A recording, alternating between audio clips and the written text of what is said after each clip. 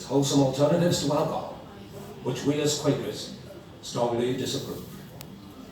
And so as my business began to prosper, I was able to attract fashionable customers to buy my goods and see the colourful displays in my shop window. In my spare time, I experimented with preparations of cocoa beans and chocolate, which I could sell in the shop. Soon I had to rent a warehouse in nearby Crooked Lane, where I could manufacture these products on a larger scale. At first, it was very difficult, because I had to pay high taxes on the cocoa beans. And then, on top of all that, I had to move out of Crooked Lane and into another factory, here, in Bridge Street. That's when my brother Benjamin joined me, and together we formed Cadbury Brothers.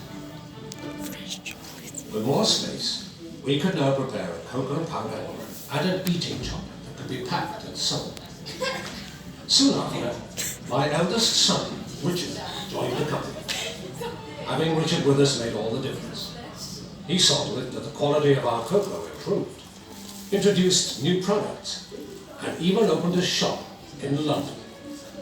Our efforts were rewarded when we received our first royal warrant from Queen Victoria. That was when my youngest son, George, joined us. George introduced many benefits for the workforce, such as half-day holidays, a sick club, and many improvements in the factory. And Richard, your new designs for our packaging were a huge success. Well, we had to try something different, just to get ourselves recognised, Father, as we were still a small company. I remember it was a struggle, but with everyone's hard work, we managed to turn things around. Our aim was to manufacture only the highest quality cocoa and chocolate. I know, and I can tell you some stories of less scrupulous producers who added brick dust to their cocoa. Ours was still gritty, but we only added sugar to take away the bitter taste and starch to absorb the fat. However, George had heard of a new kind of cocoa press. He went to Holland in 1866, saw the press being used and brought one back. The Van Houten press. Oh yes, Father. You see, because we could extract more of the cocoa butter, there was no need for more additives. Not only was our cocoa essence more palatable, but also output increased. We became the only company in England that could produce such a pure cocoa essence. We advertised and were praised in medical journals who approved the benefits of our product. Our cocoa essence sales increased and our eating chocolate became even more popular. The Bridge Street factory was now too small to cope, and we had to expand somewhere else. For some time, George and I had shared the same vision to build our new factory in a garden setting, away from the smoke and grime of the city. If the country was a good place to live in, then why not to work there? We found a rural site surrounded by farmland that was just 4 miles south of the city. It was close to a canal and railway line. We called our new factory Bourneville, after the Bourne stream that ran through the land. And Ville, after the fashion for naming anything in the French style. We opened our new factory in 1879 and were faced with many more challenges as the size of our workforce increased. I'm proud that you both have the courage to hold on to our beliefs and continue to treat your employees as though they were part of the family. Well, you showed us that management could share the responsibility of running the factory by working hand in hand with the workforce. The improvements that you made in the working conditions in the new factory and the benefits you offered your employees were way ahead of their time. Times were changing, Father. Why should we allow our workers to live and work in appalling conditions just because that's what other employers do?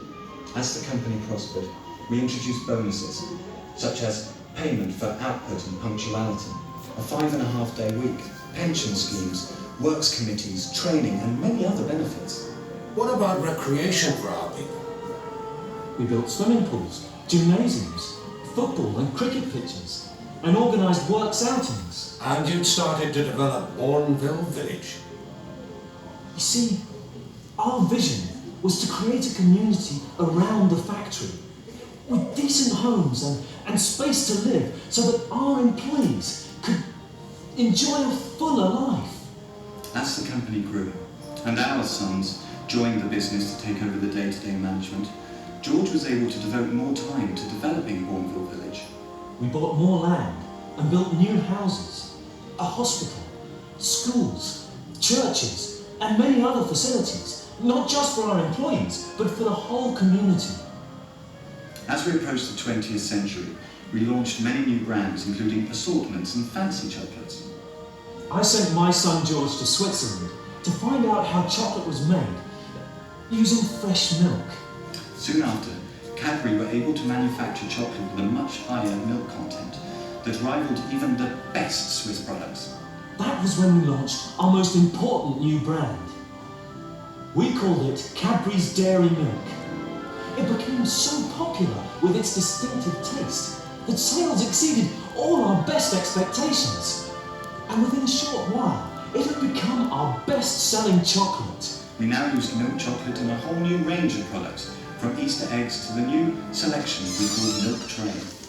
In 1919, we merged with Fry, and the company went from strength to strength. Through the 20s and 30s, we launched many new products, many of which are still favourites today. Our new glass-and-a-half logo was introduced, and we began using the Cadbury script in all our merchandising. With the outbreak of war in 1939, chocolate production was drastically reduced and rationed, although we were able to maintain supplies to our armed forces. Cadbury also contributed to the war effort in other ways. After the war, the company was determined to start production of chocolate again and recover our position as market leaders. When I look back to the time when I struggled to make cocoa and chocolate in my shop in Wall Street over 170 years ago, I could never have dreamt that the company would grow to its present size.